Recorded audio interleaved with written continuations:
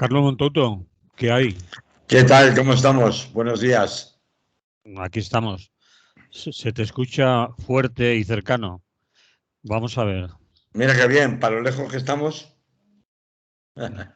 Vamos a ver si esto acaba de funcionar.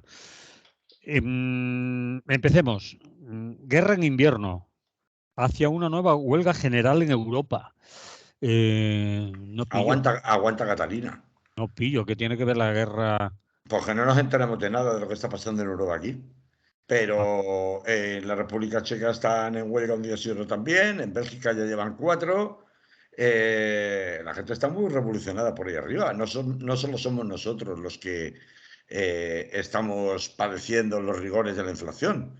Eh, bueno, yo creo que todo el mundo estará al corriente de que la guerra en Ucrania se ha vuelto, en particular a raíz del sabotaje sobre los oleoductos Nordis 2 y Nordis 1 que unían o facilitaban el suministro de gas entre Rusia y Alemania, y sobre todo a raíz del atentado de este fin de semana en el puente de Crimea, pues que la guerra se ha recrudecido y se va a recrudecer definitivamente, yendo ya por todas los dos bandos contendientes a lo largo de este invierno, ¿no? No hay más que ver las reacciones, cambio de generales, bueno, declaraciones altisonantes por parte de Putin y de Medvedev, que habían advertido reiteradamente que Crimea no se tocaba y que cuidado con tocar Crimea, que ese sí que era ya suelo puramente ruso. La respuesta en forma de bombardeo de misiles, incluso en la capital Kiev, que estamos asistiendo durante las últimas horas del fin de semana, que acaba de hace poco de terminar, y todo apunta a que los rigores invernales van a traer un recrudecimiento también definitivo de la guerra en Ucrania, con la necesidad imperiosa para la autoridad de Putin de poder mantenerse en el poder a base de recuperación, sobre todo de terreno, después de los repliegues que ha habido y de los avances supuestamente del ejército de la contraofensiva ucraniana, que la verdad han llegado un momento en que podían empezar a ser preocupantes para la estrategia anexionista de Putin, y que exige, por tanto, pues victorias sobre el terreno o avances sobre el terreno por parte de las tropas rusas, lo que implica, por ejemplo, pues la participación en la guerra, en otro nuevo salto cualitativo de fuerzas militares bielorrusas desde el norte, para obligar a la contraofensiva ucraniana en el este a tener que replegarse y dividir sus fuerzas. Lejos de estar cerca de una negociación que ponga fin al conflicto militar y que signifique o facilite una relajación de la presión que, sobre todo en materia energética, están sufriendo los ciudadanos europeos, pues lejos de eso, los signos evidentes son de un alargamiento, un recrudecimiento de las posiciones, con Zelensky hace como una semana diciendo y firmando por escrito delante de cámara que se comprometía a no mantener negociaciones u otra negociación que no fuera la capitulación del enemigo de forma incondicional y la recuperación hasta el último centímetro del territorio ucraniano tal y como estaba configurado antes del 24 de febrero. Creo que, bueno, pues blanco y en botella leche, ¿no, Manolo?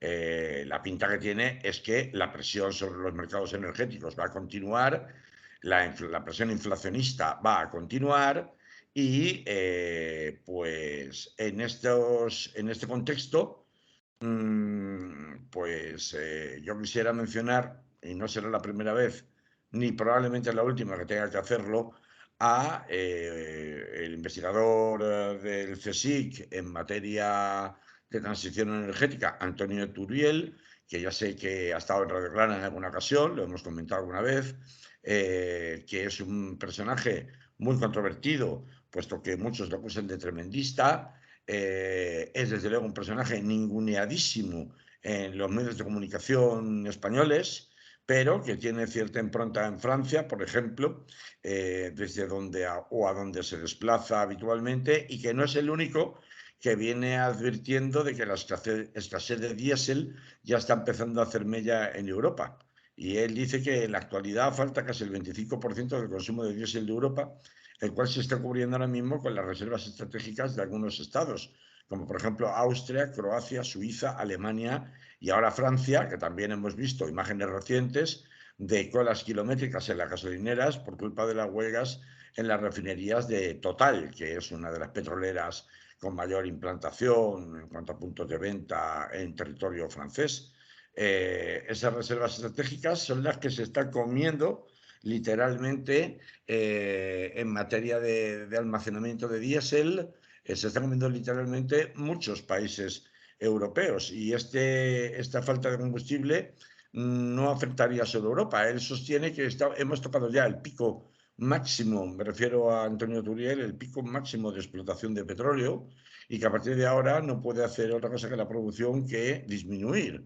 Otra cosa distinta, y este es un hecho que se le discute, es que la disminución en la producción de petróleo, por ejemplo, la anunciada por algunos de los principales proveedores mundiales de petróleo, como Arabia Saudí, tenga más que ver con el cambio de alianzas que Arabia Saudí en este momento puede estar llevando a cabo, y ahí sale a relucir una foto que ha dado la vuelta al mundo de Putin reunido con Bin Salman, el príncipe saudí, y que de facto es el gobernante pleno de aquel poderoso país en materia del petróleo, el principal productor de petróleo del mundo, y que por tanto no se trataría, como sostiene Turiel, de una disminución irreversible en la capacidad de producir petróleo, como un cambio de alianzas o una reordenación del flujo del oro negro a que estaría dejando fuera a Europa, ¿no?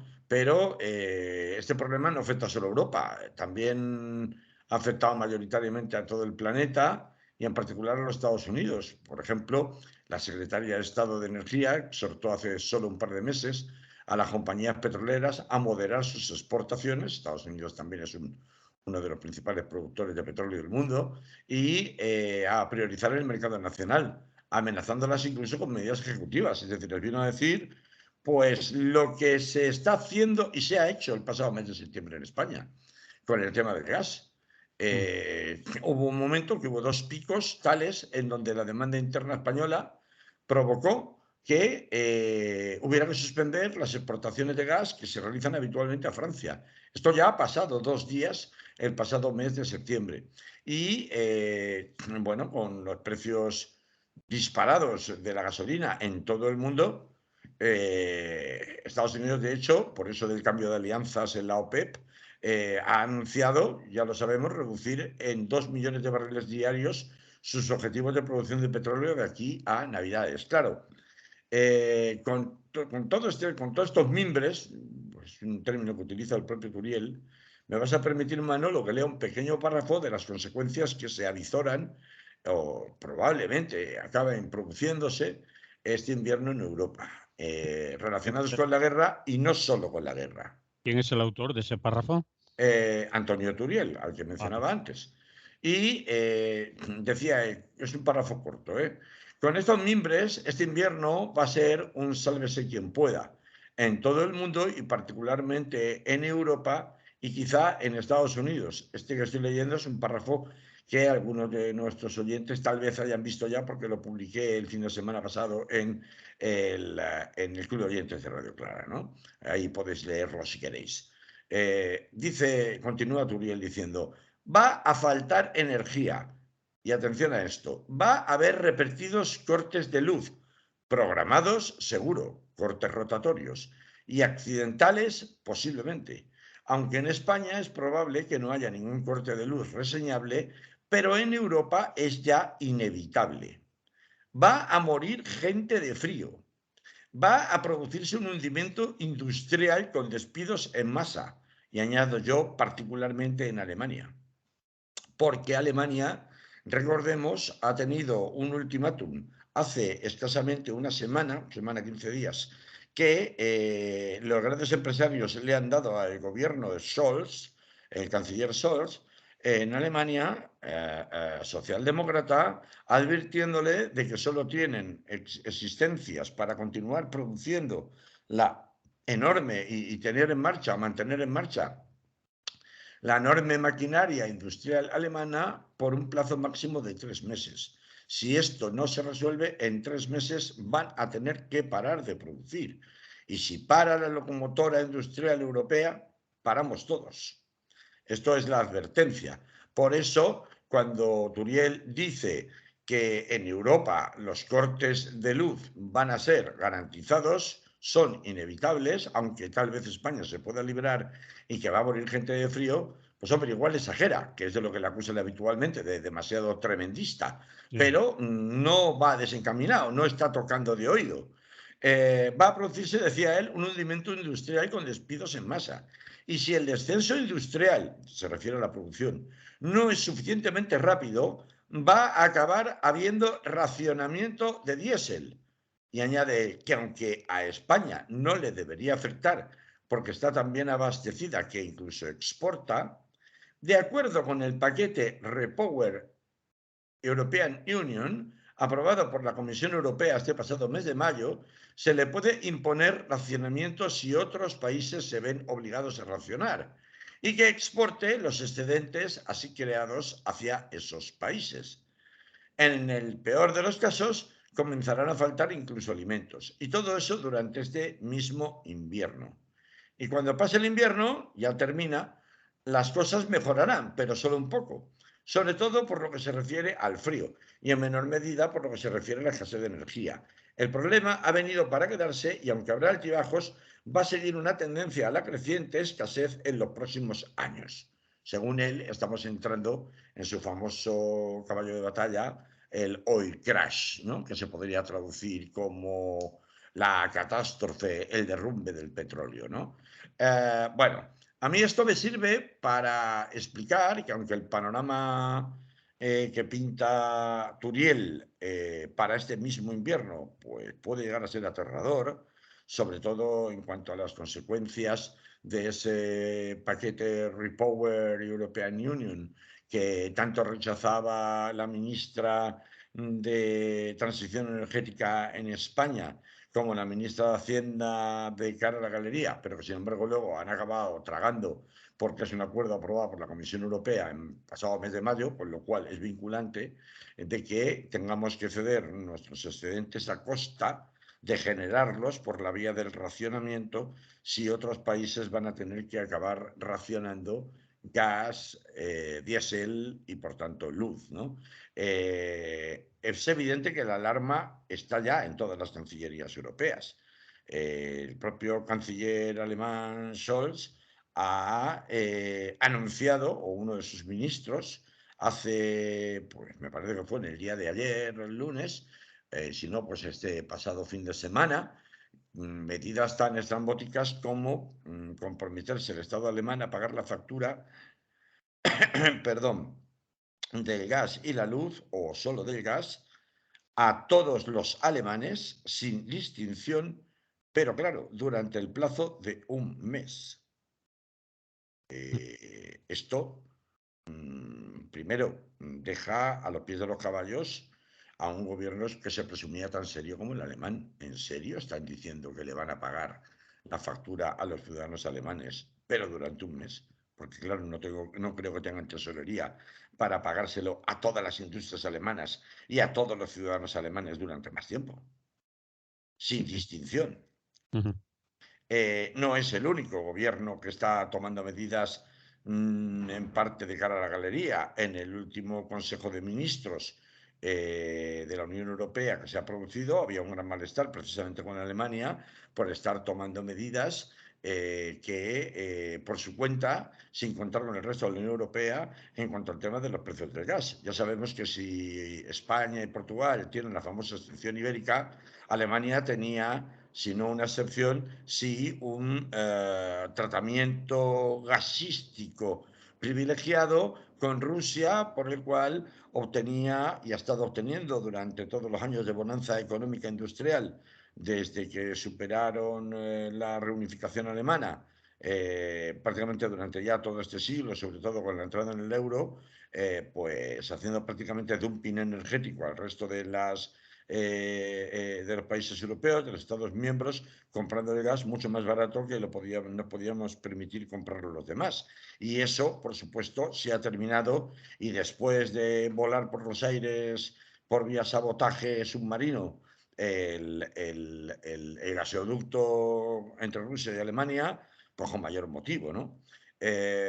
Por tanto, parecería que los alemanes son los que más apurados están desde el punto de vista de sufrir todas estas consecuencias. Pero es que quien crea que vamos a poder eludir, porque nuestra situación desde el punto de vista energético está mucho más garantizada que desde otros puntos de vista, por ejemplo, el inflacionario, ¿no? Podemos irnos al tema de la inflación, y si vemos los datos de la inflación, pues comprobaremos cosas bastante chocantes pues como por ejemplo, a ver si encuentro los datos por ahí. Sí, aquí lo tengo. La tasa de inflación en la Unión Europea, que hay ahora mismo en septiembre, es de un 9,1%, digo septiembre porque es el último dato, frente al 8,9% de julio, es decir, ha subido. Hay países por encima del 20%, como Estonia, como los bálticos, están todos por encima del 20% de inflación, que es una barbaridad. Otros por encima del 10%, como los Países Bajos, ahí donde vemos el núcleo duro del paradigma de la austeridad que se nos ha venido siempre de la Europa rubia y rica. Pues Países Bajos, lo que antes se llamaba Holanda, está con una inflación del 13,6%. Grecia, cómo no, pues está en un 11,1%. Bélgica con un 10,5%. España con un 10,13%. El Reino Unido, aunque ya no está en la Unión Europea, ha superado el 10% en el mes de julio. Entonces, claro, todo esto provoca que la caída del poder adquisitivo de los salarios se note ya absolutamente en toda Europa. Mira, es que hace nada han salido en Praga 70.000 personas a la calle para protestar contra los altos precios del gas, exigiendo la neutralidad en la guerra y el restablecimiento de las relaciones con Rusia. En República Checa, país atlantista y antirruso donde los haya. Tiene la inflación más alta en 30 años y se espera que llegue al 20% según los pronósticos de su Banco Central. En Bélgica llevan ya 4 huelgas, 4 huelgas generales. La última de ellas este pasado mes de septiembre, precisamente para quejarse del elevadísimo coste de la vida que hace imposible continuar viviendo en Bélgica para la mayoría de sus ciudadanos. Así que cuando Turiel cuenta todas esas cosas y las cuenta desde el punto de vista estrictamente energético, en donde, pues como siempre, puedes darle más crédito o menos crédito, empezar a hacer parodias y chistes, que eso es muy típico, sobre todo en las redes sociales, es decir, ya estamos como siempre, con el discurso del miedo, con la historia del control social, esto solamente hace que alimentar el miedo. No, no es una cuestión de miedo, es una cuestión de que hay demasiados datos objetivos, demasiadas referencias que no nos cuentan de lo que está pasando en el resto de Europa. Italia va en el mismo camino, me refiero en cuanto a huelgas, que lo que producen es que empieza a haber un run en toda Europa pues que al final va a acabar siendo necesario, probablemente esto se incremente cuando empiece a haber esos cortes de suministro eléctrico, el racionamiento, en definitiva, programados de tal hora a tal hora no habrá luz, incluso puntuales, de manera no avisada, por falta precisamente de suministro, cuando empiece a haber problemas de abastecimiento de combustible en las gasolineras, como ahora, aunque sea producto de una huelga, se está viendo masivamente en algunas partes de Francia, e incluso que pudiera haber carestía de ciertos alimentos, aunque sean cortes de suministro temporales de 1, de 2, de 3 semanas, de un mes. Cuando esto empieza a multiplicarse en todos los países europeos, el run que empieza a sonar es el de una huelga general europea. Y alguien dirá, ¿cómo? ¿Pero qué me está contando usted? pero a ver, ¿qué ha bebido? Bueno, yo no he bebido nada, que no sería la primera vez. Seguramente no nos acordamos ya, pero precisamente convocada por los sindicatos españoles y portugueses, en el año 2012 hubo una huelga llamada Huelga General Europea o Huelga General Ibérica, porque fue promovida desde aquí, que fue la primera vez en la historia en la que dentro de la Unión Europea se convocaron simultáneamente una jornada de paros en diferentes estados con una reivindicación común. Formaron parte de esa huelga, primera huelga europea de 2012, Chipre, Malta, Portugal, Italia y España, pero también fue apoyada con movilizaciones en Francia, en Grecia y sectorialmente en la Bélgica francófona, porque Bélgica es un país muy peculiar, en realidad se dividió, son dos países más que uno. De hecho, ellos son los que deberían llamarse Países Bajos, porque sabéis que hay una Bélgica, perdón, francófona, que incluye Bruselas, pero luego hay una parte norte, que es la parte valona, mucho más parecida y cercana a la mentalidad calvinista y puramente protestante de los Países Bajos, que promueve la austeridad y que, por supuesto, no está dispuesto a realizar ningún tipo de ayuda social, pese a que, como he contado antes, prácticamente la mayoría de los gobiernos están barajando ayudas sociales concretas, rompiendo el paradigma neoliberal. En Países Bajos y en la Bélgica valona, pues todavía no están por la labor de ceder a ese paradigma, soltar de la mano ese paradigma neoliberal, que es el que pues estuvo vigente durante toda la crisis del capitalismo del 2008 al 2012. Precisamente esta huelga general europea del 2012 se convocó precisamente para protestar contra las condiciones de austeridad extrema que habían sido impuestos en distintos países. En el caso de España, el lema fue: nos dejan sin futuro, hay culpables, hay soluciones. En Portugal, por ejemplo, era más explícito aún. Era contra la explotación, perdón, contra la explotación y el empobrecimiento, cambiar de política por un Portugal con futuro. Bueno, ya da una idea, ¿no? En Italia el eslogan fue: por el trabajo y solidaridad contra la austeridad. Claro, ¿cuál fue el problema de esta huelga general? Que fue de un día. Está demostrado que las huelgas de un día no sirven prácticamente para nada.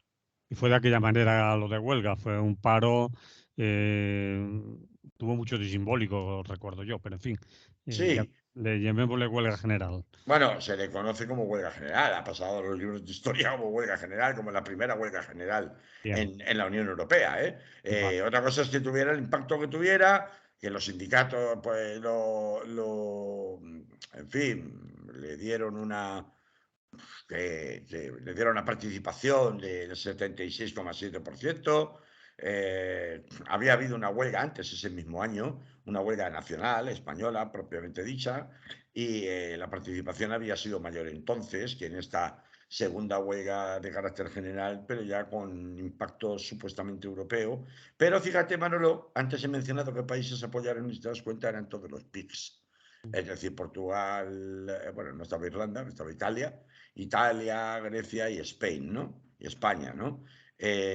Principalmente. Es decir, fue una huelga solo secundada en más o en menos por el sur europeo. No participó el norte. Y eso es lo que cambia radicalmente las cosas ahora mismo, ¿no? Ha habido elecciones federales recientemente en Alemania.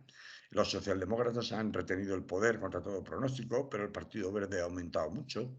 El Partido Verde en Alemania, desde hace muchísimo tiempo, es una especie de híbrido extraño, donde tienen unas políticas más cercanas a lo que sería un capitalismo verde, que a una verdadera y simbólica o no tan simbólica revolución medioambiental. Y, sin embargo, es el partido que más votos ha ganado. Y estos son unas elecciones bastante recientes, ya en tiempos de guerra y ya en tiempos de crisis declarada y de alarma declarada por la crisis energética en Alemania. Y bueno, las medidas que Alemania pretende llevar a cabo, pues son medidas que puntualmente podrá mantener, al menos al principio de este invierno.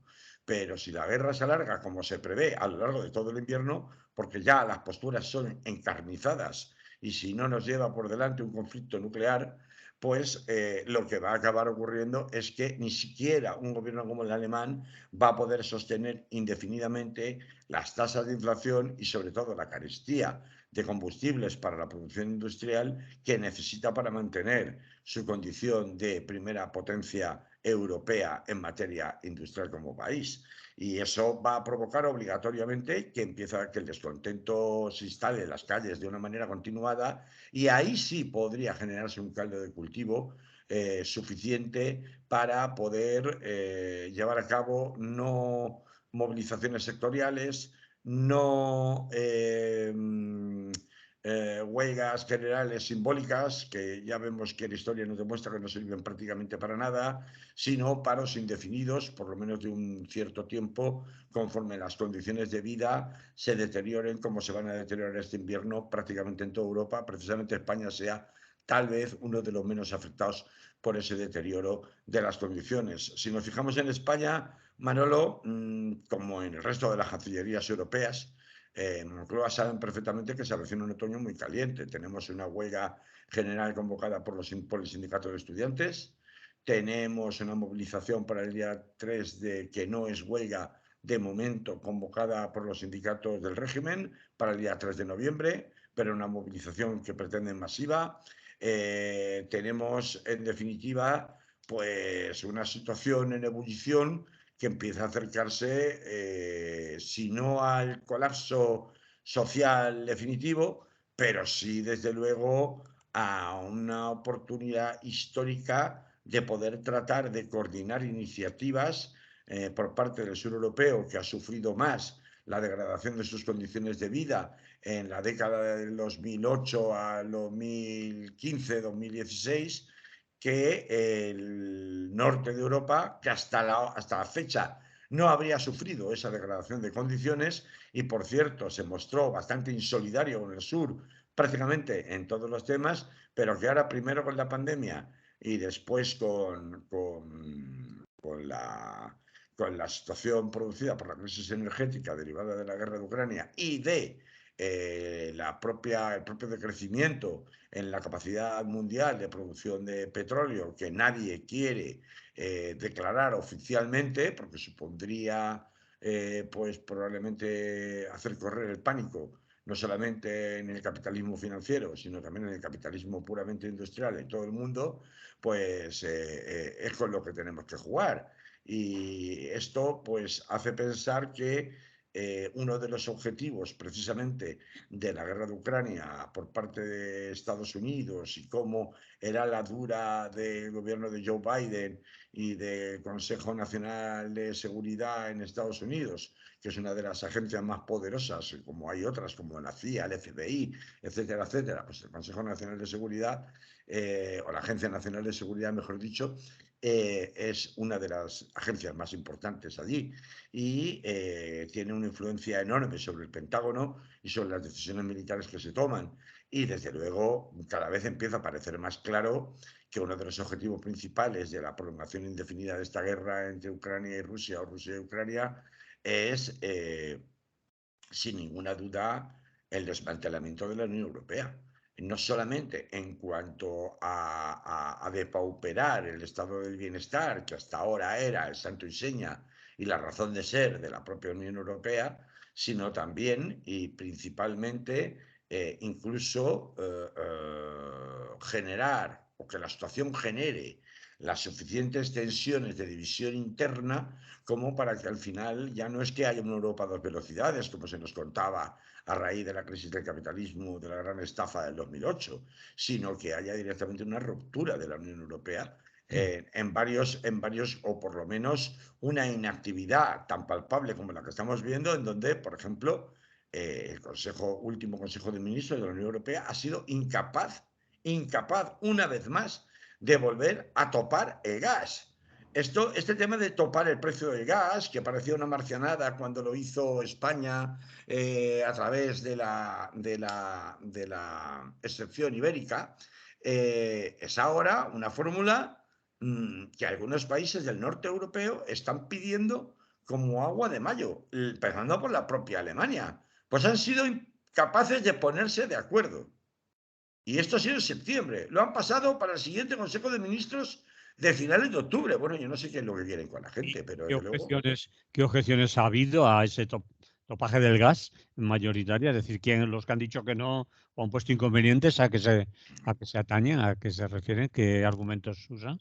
Hombre, pues hay varios, ¿no? El primero es que no es una cuestión de topar el gas. Por ejemplo, Víctor Orbán vamos, no es el único, porque ya has visto la manifestación de 70.000 en Praga hace nada, ¿no? Reclamando lo mismo. Hay que poner fin a las sanciones. Las sanciones económicas contra Rusia lo que han supuesto es pegarse un tiro en el pie a los propios europeos. Un tiro en el pie gravísimo, gravísimo, porque como ya se preveía, no solamente no ha provocado un ablandamiento de las posiciones rusas, sino que además con las acciones de provocación que se han llevado a cabo por parte de la inteligencia ucraniana dirigida por británicos y estadounidenses en estas últimas fechas, con el atentado en el puente de Crimea y el sabotaje en los gasoductos del norte del mar Báltico, pues lo que se ha provocado, o sea, lo que se termina de demostrar es que las sanciones económicas a quien verdaderamente están perjudicando es a la Unión Europea y a sus ciudadanos. Por tanto, hay una corriente que aboga por poner fin a las sanciones, en las que entraría también, naturalmente, la señora Meloni, no como tal, porque aún no se ha pronunciado, pero el gobierno italiano, en realidad, que está conformándose en realidad, pues su inclinación natural, porque si lo ha declarado Salvini, por ejemplo, en muchas ocasiones, el propio Berlusconi, su inclinación natural sería precisamente la de presionar para poner fin a las sanciones. Luego hay otro sector y por tanto rechazan en definitiva los paños calientes que supone topar el precio. Creo que es una enmienda a la totalidad la que hacen estos países. Otros países pues están en la línea esta que te he mencionado antes, por ejemplo Holanda, que ha sido tradicional aliado de Alemania, pero en este caso no va de la mano con ellos. Estos están agarradísimos a la ortodoxia neoliberal y mantienen que una injerencia de tal calibre en la Unión Europea pues puede tener consecuencia de sentar un precedente peligrosísimo que permita topar otros precios y la intervención estatal del mercado o el dirigismo del mercado en otros sectores cuando se considere que hace falta. Y luego, pues otros países, ya ves, por ejemplo, el jaleo que hay entre Pedro Sánchez y Sol por un lado y Macron por otro, con el tema del gasoducto que pasa por Francia, ¿no? El MEF, ¿cómo se llama? Euromed, ¿no? O MEFCAR, no me acuerdo cómo se llama. Vale. Medicat creo que se llama, pero da Medicat, MEFCAT, exactamente, o Medicat, sí, igual. MEFCAT. y que no tampoco son capaces de ponerse de acuerdo, por mucho que hablan. Bueno, pues cuando la gente se dedique a deshacer el mobiliario urbano para llevárselo a sus casas y hacer hogueras en las casas para calentarse, pues entonces igual se deciden a tomar alguna decisión, ¿no? Esto lo que demuestra es, uno, la incompetencia absoluta por parte de los actuales líderes europeos, en particular desaparecida Angela Merkel. Ya da igual en qué sentido te pongas de acuerdo, pero ponernos de acuerdo en alguno, ¿no? Pues imposible, ¿no? Entonces, la inoperancia total de la Unión Europea a la hora de tomar medidas en situación de crisis, ni siquiera cuando afecta tan abiertamente ya a sus ciudadanos que hasta ellos mismos lo reconocen, y por otra parte demuestra también las costuras que la guerra con Ucrania está abriendo de manera cada vez más importante y que pueden acabar dando al traste si el otoño y el invierno se presentan tan calientes como parece que se van a presentar. Y por ese motivo es por el que yo hacía este enunciado sobre el tema de la huelga general europea, que empieza a sonar ya de manera generalizada desde distintos países de Europa la posibilidad de hacer una convocatoria, probablemente no en noviembre. Al principio se hablaba de noviembre, pero sería muy prematuro, pero sí posiblemente cuando la cosa esté calentita, es decir, en pleno invierno, que es cuando la cosa se va a poner realmente agria en una gran parte de Europa, ¿no? Lo vamos a ver, pero tambores de guerra suenan y no solamente en el frente de guerra de Ucrania, ¿no? Bien, negro no lo pintáis entre Turiel y tú, a ver cuál de los dos ser más a la Hombre, cama. Y nos asustamos, hombre, nos escondemos bajo la cama ya. sí. No Pero, es cuestión, no es cuestión de asustarse, es cuestión de ver las cosas como son, como vienen, ver todos los indicativos. Creo que te he dado muchos, Manolo, y a todos sí, los oyentes, muchos indicativos de que realmente la cosa pinta realmente mal.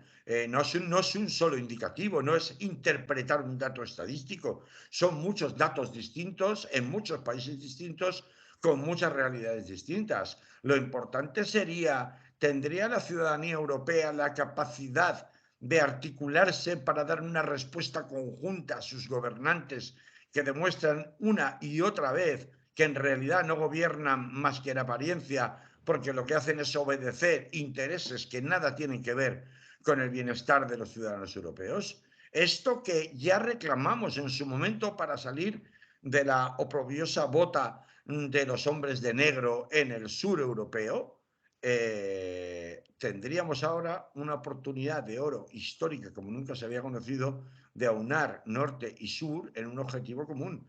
Y a mí me parece que es, primero, apasionante. Segundo, histórico. Y tercero, estrictamente necesario, porque las cosas en los términos en los que van y con los líderes políticos que tenemos nos conducen al absoluto desastre y a pasarlas muy canutas. Mucha gente, aunque repito, probablemente España y Portugal sean de los países que menos puedan sufrir inicialmente el impacto. Tal vez no lo suframos en materia estrictamente energética, pero sí lo vamos a sufrir sin ninguna duda en materia de desempleo, en materia inflacionaria, porque, fíjate, tú imagínate que se hunde el mercado alemán. Si se hunde el mercado alemán, ¿a quién exportamos nosotros? Que Alemania es uno de nuestros principales mercados de exportación. ¿Y qué importamos aquí? Que no va a haber problemas de cadena de suministro, tanto respecto a alimentos como respecto a la fabricación industrial de, qué sé yo, desde coches a todo eso tiene un impacto directo en vía de desempleo, en vía de parar producciones, en vía de recortes de jornada. Es decir, que, y por tanto, en vía de recortes de salarios. Los salarios españoles están estancados. No salen adelante por mucho pacto de rentas o sin pacto de rentas que pretenda vender Yolanda Díaz, que finalmente se va a llegar a un acuerdo y se va a volver a subir el salario mínimo interprofesional como mínimo para obligar a que los salarios suban para arriba. Pero es que ya sabemos que si tú me subes un 2 el salario y resulta un 2%, digo, y tengo una inflación que se va al 10, al 11, al 12, ya lo he visto en otros países europeos, no es que te lo bueno, estoy diciendo por aquí se decir, prevé que baje al 8 para noviembre. para que baje al 8 para noviembre o que vuelva a subir porque en Alemania y en Francia se acatarran, ¿no? Que es lo que estamos contando. Bien. Entonces, este es el panorama que hay, así que a ver si se da esta circunstancia y como he dicho antes, nos salimos volando por los aires en vía nuclear de aquí a primavera, pues a ver si se dan las circunstancias, a ver si somos capaces entre todos de aprovechar la oportunidad. Hablo de la ciudadanía europea y empezamos a pensar en términos más globales que en los términos estrictamente locales de aquí del sur, porque solo un movimiento combinado de las ciudadanías de toda Europa, norte y sur, podrían dar un vuelco a las cosas. Si no, mientras sigamos haciendo la guerra por nuestra cuenta, como sindicalmente se ha hecho, salvo en el caso del 2012 y dio de sí lo que dio de sí, pues difícil es que vaya a haber también una reacción suficiente o de suficiente calado para cambiar el orden de las cosas. Bien, pues lo dejamos ahí. Pues sí, Temblando, señor. temblando me has dejado. Vamos a ver. Qué susto, madre. ¿Qué prefieres? ¿Susto o muerte? Bueno, Carlos, 10 minutos 12, 10-12 minutos. Tras Lesmes, ¿y ahora qué hacemos con nuestros jueces? Carlos, respóndete tú mismo. Bueno, nada, yo no puedo responder. O sea, habrá que No, preguntárselo al señor Sánchez y al señor Feijóo, que ah, ahora sí han salido a decir no que pasa. ahora sí lo van a arreglar. Ahora sí lo van a arreglar. Sí, ya. ¿No? En fin, yo no me lo creo, o medio me lo creo, o lo arreglarán a medias, y si lo arreglan ahora, después de la dimisión del ESMES, también podían haberlo arreglado antes porque se dice, se cuentan en diferentes mentideros, que ya tenían un acuerdo desde 2018 y por unas broncas políticas, etcétera, por algún tuit que se ve que interceptaron de controlaremos la sala segunda por la puerta de atrás, decía un En la señor, época de Casado, sí, sí. pues parece ser que se rompió todo. Pero en fin, Nah, no es tan sencillo como eso, ¿eh? me imagino que no es tan sencillo y me imagino que seguirán negociando y quizás cedan parte. Aquello que has contado, Manolo, del 2018 fue simplemente impúdico. Impúdico. Es decir, porque se le dieron las vergüenzas en público. Sí. Pero esa no es la razón por la que no ha habido No, acuerdo. bueno, pero dan la excusa de que aquello, Bueno, después claro, hay que poner alguna, ¿no? de que se hiciera público, pues sí, hizo que rompieran la negociación o incluso el acuerdo que tenían. Eso han dicho, ¿eh? Mira, Yo, Manolo, esto es un tema del que yo quería abordar ya en un par de ocasiones, pero no ha habido oportunidad por falta de tiempo y hoy en el ratito que tenemos a ver si podemos echar un poco de luz al respecto. vale, que ¿Vale? tienes 10 minutos que son Sí, sí, suficientes, sí, ¿eh? sí, Vale, sí, va. sí. Sí, tu Venga. capacidad de síntesis. Esa está muy desgastada, pero bueno, a ver, vamos a dejar las cosas claras. Aquí hay dos paradigmas que históricamente han chocado frontalmente. Una es que a los jueces los elijan los jueces.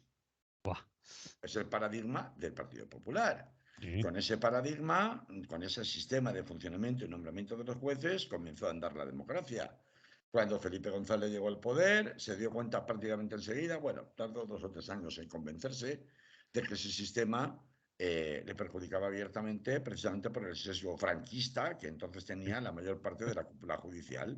Y ahora tiene. Porque recordemos que la configuración judicial en España está compuesta como si fuera el gremio de los zapateros o el gremio de los tejedores, pues de una manera casi feudal por distintas familias y sus vástagos meritocráticos, es decir, de hacer oposiciones para que convaliden que, pero en realidad yo a esas oposiciones he ido porque ya he ido avalado y luego he ido subiendo en el escalafón judicial, porque amiguis, todo el mundo tiene amiguis en la carrera judicial. Y entonces me monto la apariencia de distintas asociaciones judiciales, pero para crear la apariencia de que hay una pluralidad política que es inescindible con el ciudadano que en definitiva también lleva toga. Y en la práctica lo que ocurre que no, es que pues las inercias del pasado hicieron que en 1985 Felipe González, aprovechándose de su mayoría parlamentaria abrumadora, modificara las reglas del juego y sustituyera el nombramiento de los jueces por los jueces por un sistema mixto en el cual la mayor parte recaía en el nombramiento por el Parlamento, con el objetivo, según la versión que daba entonces el gobierno socialista de González, de respetar la legitimidad democrática y la soberanía popular que emanada de las elecciones, pues se expresaba en la configuración de el Congreso de los Diputados, ¿no? De las fuerzas parlamentarias. Y esta era gran escollo, o mejor dicho, la gran dicotomía en la que se ha movido el Poder Judicial desde prácticamente el comienzo de la democracia en nuestro país.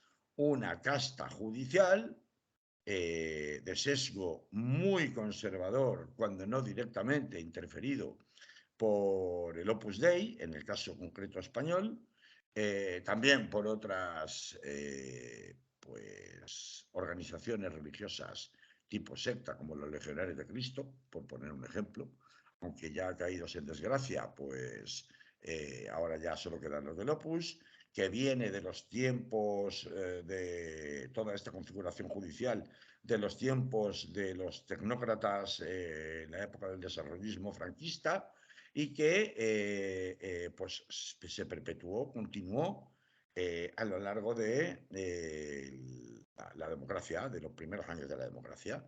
Es verdad que hay oposiciones a jueces cada X tiempo, que se puede presentar cualquiera, que puede aprobar cualquiera, pero luego el tema de los nombramientos, en el momento que sales de los juzgados de a pie, de los juzgados de primera instancia, de los juzgados de instrucción, de los juzgados penales, de los juzgados sociales, y pasas ya al ámbito de las audiencias provinciales, de los tribunales superiores de justicia, de la Audiencia Nacional, del Tribunal Supremo, ya no quiero decir el Tribunal Constitucional, llegar ahí ya implica que o bien es un reparto de cuotas de poder. Entonces, pues conceden a jueces para la democracia, por ejemplo, determinadas posiciones, o bien es una cuestión de méritos que son tan indiscutibles que aúna el acuerdo de ambos sectores, el conservador y el progresista, o bien pues es una cuestión estrictamente que en el tema del funcionariado cuenta mucho de trienios acumulados, ¿no? En función de la veteranía, ¿no? Que tengas en la carrera judicial, y así es como se sube, pero principalmente por una cuestión de amiguismo, ¿no? Y ahora explicaré lo del amiguismo, porque claro, eso teóricamente es una corruptela delictiva y más, o sea, se llama delito de prevaricación, y más en la carrera judicial. Pero ahí está, porque, a ver, habría que recordar que ha dejado el señor Lesmes, Carlos Lesmes, por el camino. Un señor que entre 1996 y el año 2004 fue un alto cargo del Ministerio de Justicia nombrado por José María Aznar, fue director general de objeción de conciencia y posteriormente director general de relaciones con la Administración de Justicia, y que llega al poder digo, elegido por el gobierno de Mariano Rajoy en el año 2013, prácticamente casi enseguida que llega Rajoy al poder y se instala también con mayoría absoluta en su primera legislatura, y este señor pues ha dejado un Consejo General del Poder Judicial y unas altas instancias judiciales que, si antes ya eran con el sistema vigente de nombramiento mixto, una parte por las propias asociaciones de jueces, pero la parte principal por los partidos políticos, ahora, y sobre todo a raíz del año 2019, ya con el cargo prorrogado, le entró la fiebre de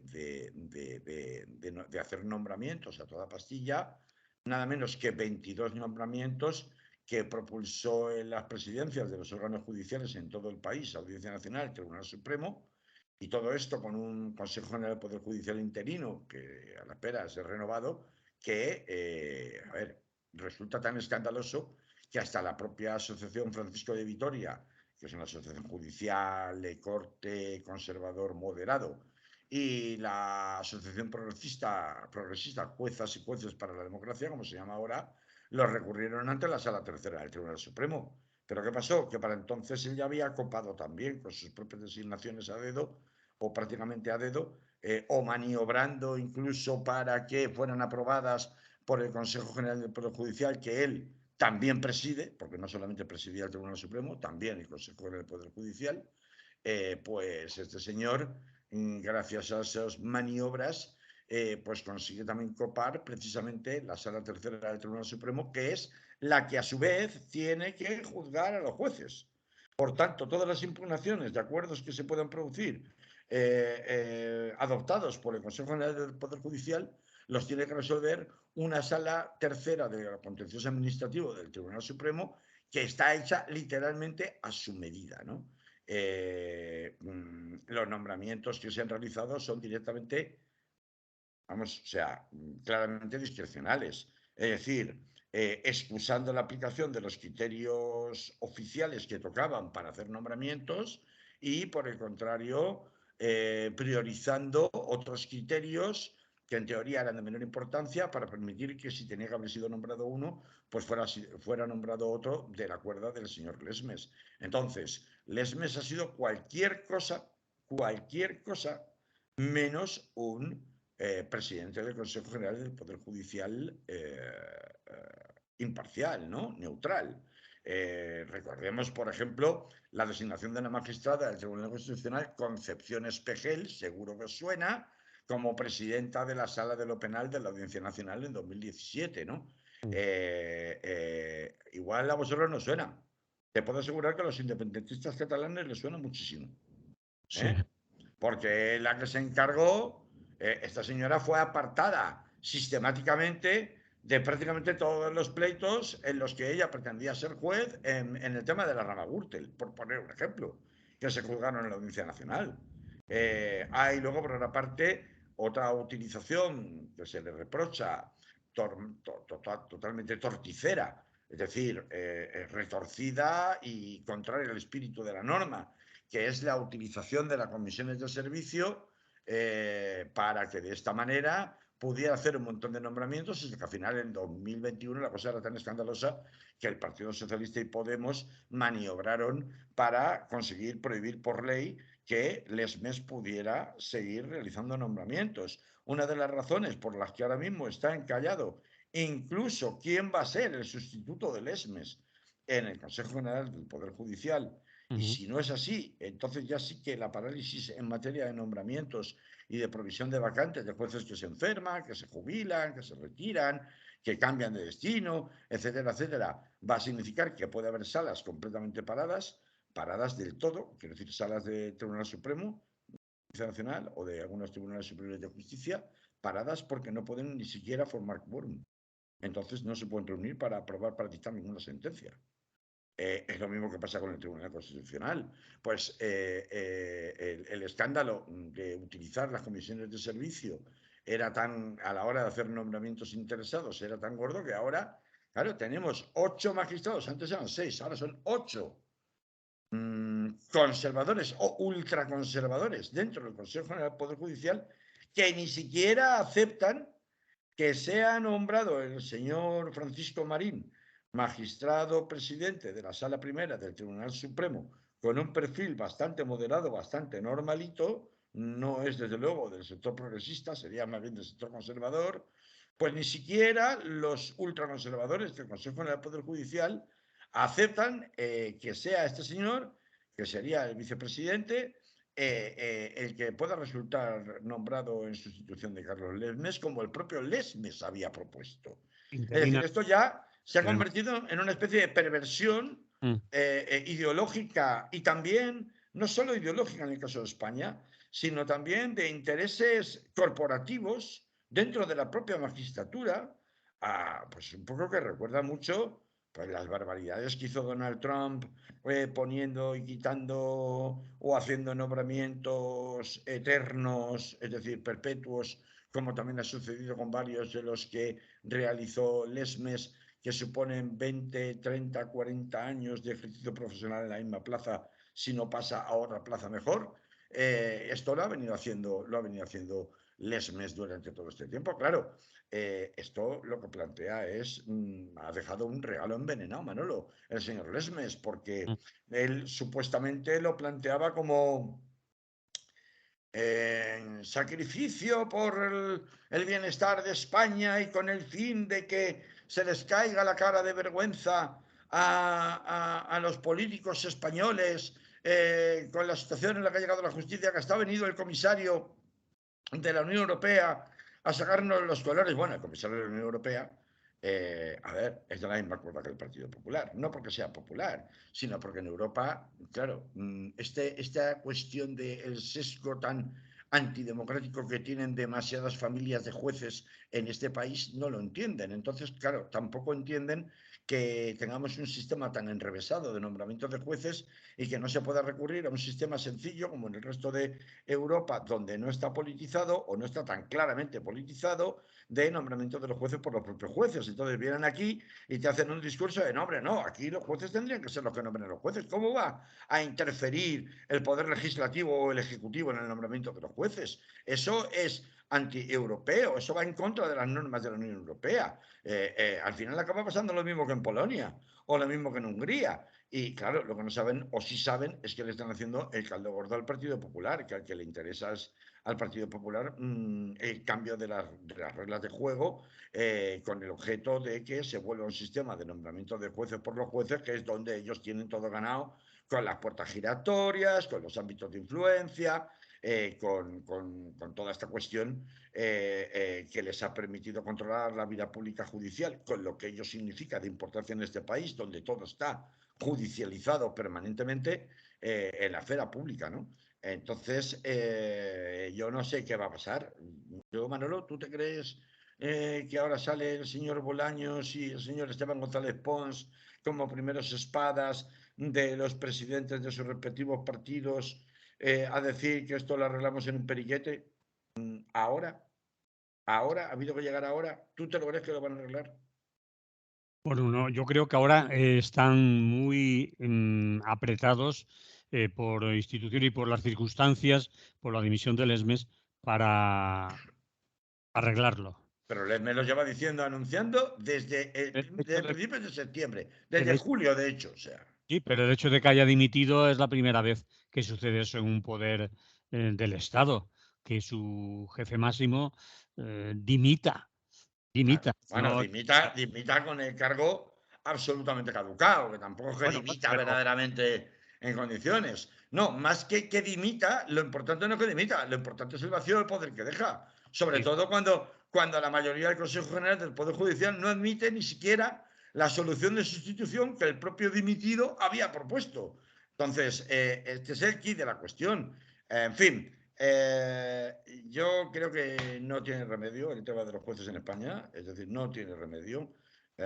No es tampoco solución que sea el poder político, evidentemente, el que tenga más prerrogativas, como pretendería el PSOE, supuestamente para reflejar cuál es la soberanía popular del momento. Esto es un cortoplacismo bastante tramposo, pero desde luego lo que tampoco puede ser es dejar a la judicatura por su cuenta, como postula el Partido Popular, dado que no solamente no ha desaparecido, sino que se ha incrementado el sesgo en los últimos años, en los últimos casi 10 años, con el SMES en el poder, ¿no?